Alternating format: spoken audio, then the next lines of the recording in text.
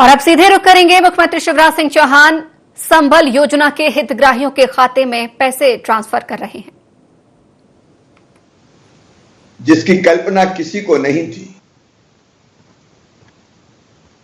अप्रत्याशित रूप से इतनी बड़ी संख्या में हमारे भाई और बहन संक्रमित हुए कि हमारे इलाज की व्यवस्थाएं छोटी पड़ने लगी। इस महामारी से हम लड़ रहे हैं, आपके सहयोग से लड़ रहे हैं। ये महामारी ऐसी नहीं है कि जिससे सरकार अकेली लड़ ले। इससे जनता और समाज के सहयोग और हम सब मिलकर लड़ रहे हैं। ये ऐसी बीमारी है, ऐसा युद्ध है कि जिसको घर से बाहर निकल के नहीं जीता जा सकता। इससे तो हम घर में रहकर ही जीत सकते हैं। इससे बचने का एकमात्र उपाय है संक्रमण की चैन तोड़ देना। मतलब आपस में हम मिले जुले ना। अगर मिले जुले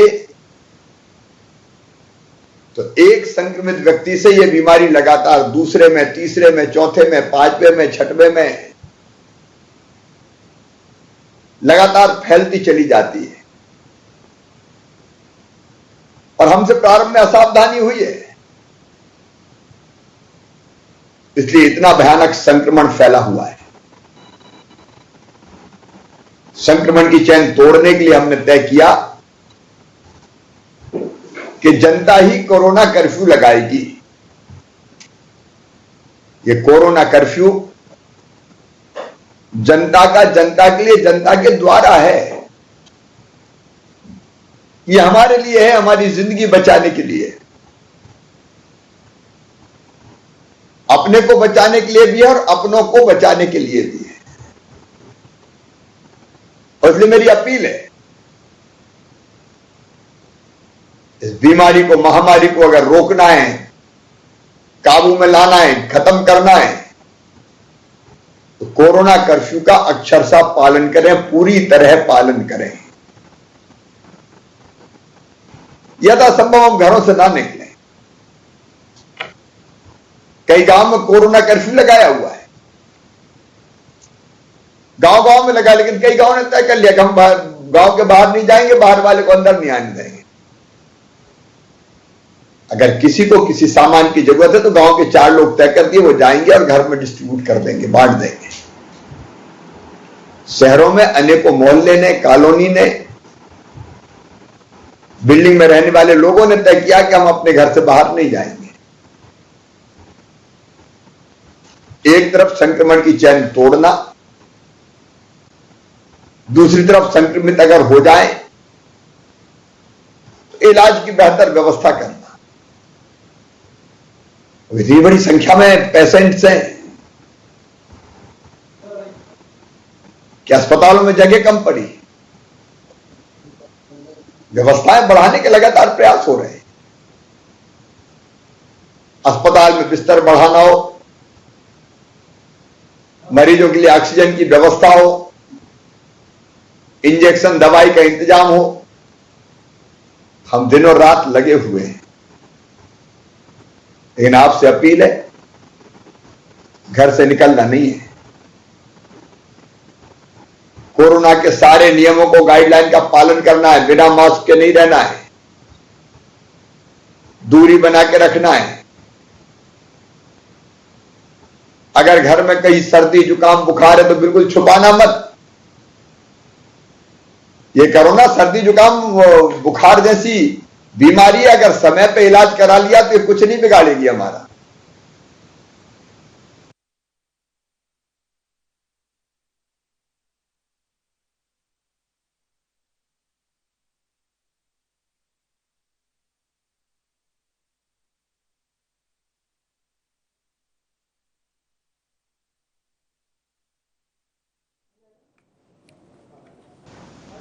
इसको हम नाक देता है, खोखले कर देता है।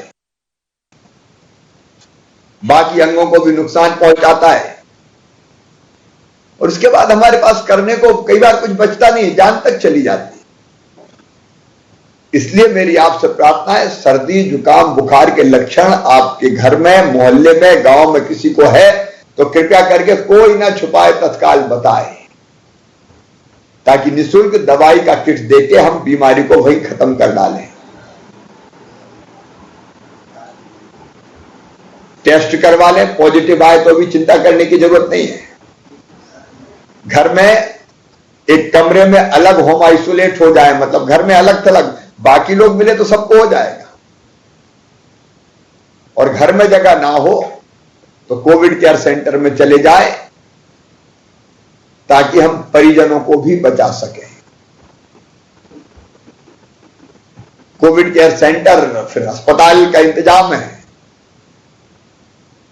लेकिन छुपाएं कोई ना, कृपया करके नहीं छुपाएं। जिनको दिक्कत हुई है उन्हें हल्के से लिया, क्या है, सर्दी जुकाम खांसी बुखार है, ठीक हो जाएगा, 4 दिन 6 दिन 8 दिन निकाल लिए, तब तक उसने जड़े जमा ली फेफड़ों में। इसलिए मेरे प्रिय बहनों और भाइयों, बचकर ही रहना है। गांव गांव में अभियान चल रहा है, किल कोरोना अभियान। कल से और पूरी ताकत से चलेगा, घर घर घूमेगी हमारी टीम। आंगनबाड़ी कार्यकर्ता, पंचायत सचिव, रोजगार सहायक, एएनएम, उनका साथ देना है, घर घर देखना है कोई सर्दी जुकाम बुखार वाला तो नहीं है, ताकि समय पे हम संक्रमण को रोक पाए। मेरे प्रिय बहनों और भाइयों, घर पर भी जो होम आइसोलेशन में रहते हैं उनसे 2 बार फोन पर बात करने की कोशिश होती है, ताकि दवाई फ्री में देते हैं, निःशुल्क। क्या करें ना करें, क्या करें क्या ना करें, इसकी जानकारी भी देते हैं। इससे बचा जा सकता है। पहली चीज, हो ही ना, हो जाए तो छुपाए ना, ताकि तत्काल इसका इलाज कर सकें। दिन और रात हम इस काम में लगे, कैसे जनता सुरक्षित रहे, जान बचे, संक्रमण को कैसे समाप्त करें। अब इस संक्रमण को समाप्त करना अपने गांव में, बाहर नहीं निकलने देंगे। 4 घर में तो 4 घर कंटेन कर देंगे, उनको सामान पहुंचाएंगे, और उनके घर में जगह नहीं होगी तो अभी कल से मैं व्यवस्था कर रहा हूं, पंचायत भवन में रहे, जिसको संक्रमण है स्कूल में रहे,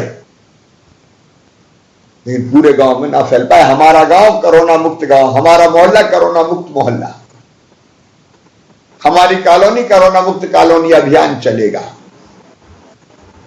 मुझे पूरा विश्वास है, मुझे कहते हुए संतोष है कि मध्य प्रदेश में संक्रमण अब काबू में आ रहा है।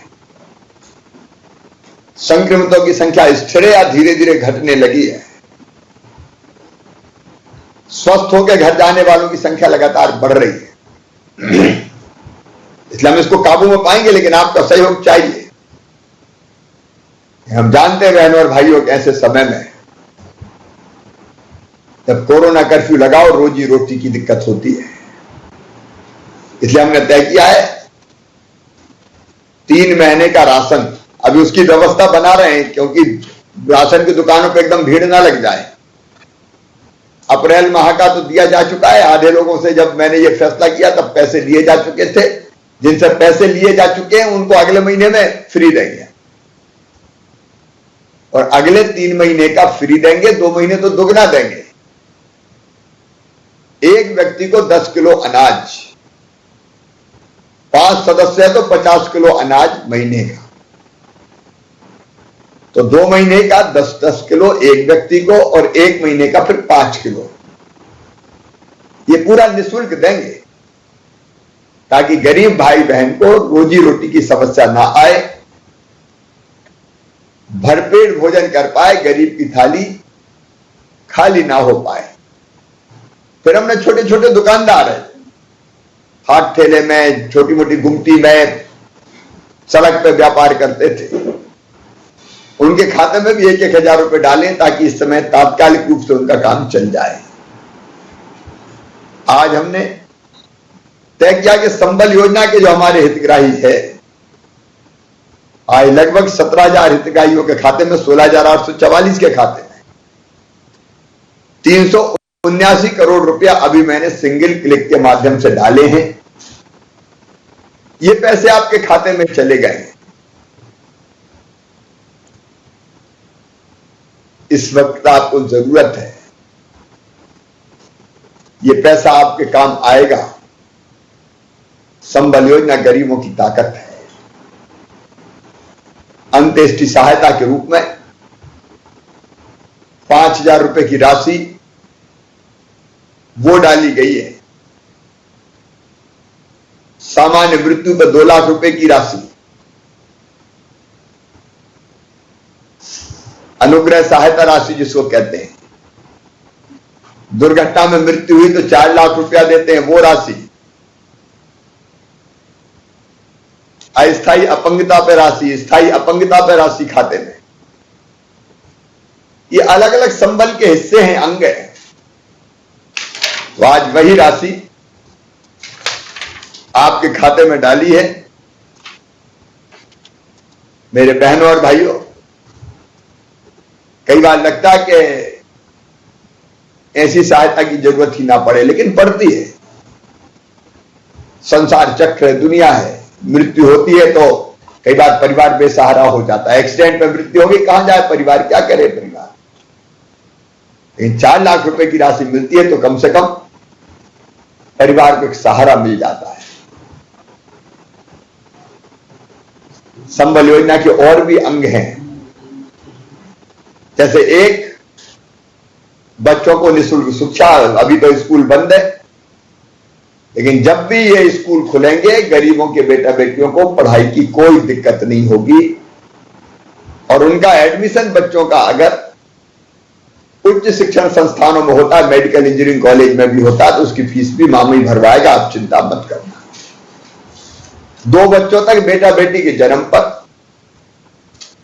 4,000 रुपया जन्म के पहले और 12,000 रुपया जन्म के बाद कुल 16,000 रुपया बहना को दिया जाता है, ताकि बेटा बेटी को जन्म देने के बाद वो आराम कर सके, घर पे रह सके और बेटा बेटी को पाल सके। ऐसे अनेकों अंग है संबल योजना के। उनमें से कुछ हिस्सों की राशि आज आपके खाते में डाली गई है। इस राशि का बेहतर उपयोग कीजिए। भगवान चाहेगा जल्दी ये कोरोना का संकट समाप्त होगा, हम मिलकर करेंगे। क्योंकि अब गांव गांव में हम छोटी छोटी समितियां बना रहे हैं जो खुद तय करेगी कोरोना कर्फ्यू और कोरोना से बचने के सारे उपाय के बारे में। हमारे प्रशासनिक अमले के साथ मिलकर काम करेंगे, तो हम इसको समाप्त करे बिना चैन की सांस नहीं लेंगे। कोरोना हारेगा, इंसानियत जीतेगी। बस लापरवाही नहीं रखना है, सावधानी हटी और दुर्घटना घटी। ये बहुत बेईमान वायरस है, कब घुस जाएगा इसका ठिकाना नहीं। आप में लापरवाही की, इससे बचते रहना है। मुझे पूरा विश्वास है आप सबके सहयोग से हम कोरोना को पूरी तरह से समाप्त करेंगे। इसलिए गांव में घर घर सर्वे की व्यवस्था और शहरों में कोरोना सहायता केंद्र हम खोलेंगे, ताकि सर्दी जुकाम बुखार हो तो तुरंत वहां जाइए, मेडिकल किट दवाइयां लीजिए और खाना शुरू कीजिए। जरूरत पड़े तो टेस्ट करवाइए। आप सुरक्षित रहें, स्वस्थ रहें, इसकी कोशिश हमारी लगातार बनी रहेगी। संबल योजना का लाभ भी नियमित अंतराल के बाद आपको दिया जाता रहेगा। मेरे प्रिय बहनों और भाइयों, एक बार फिर मैं आपसे कहता हूं, हर संकट की घड़ी में आपकी सरकार आपके साथ खड़ी है।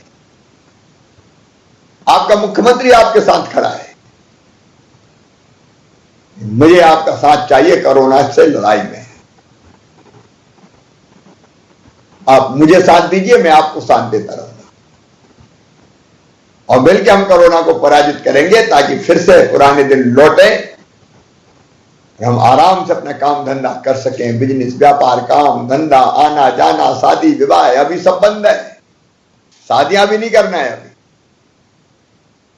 इसके बाद ही पहले कोरोना मारेंगे, फिर शादी करेंगे, फिर से सामान्य जिंदगी बहाल होगी। आप सबको बहुत बहुत शुभकामनाएं। धन्यवाद।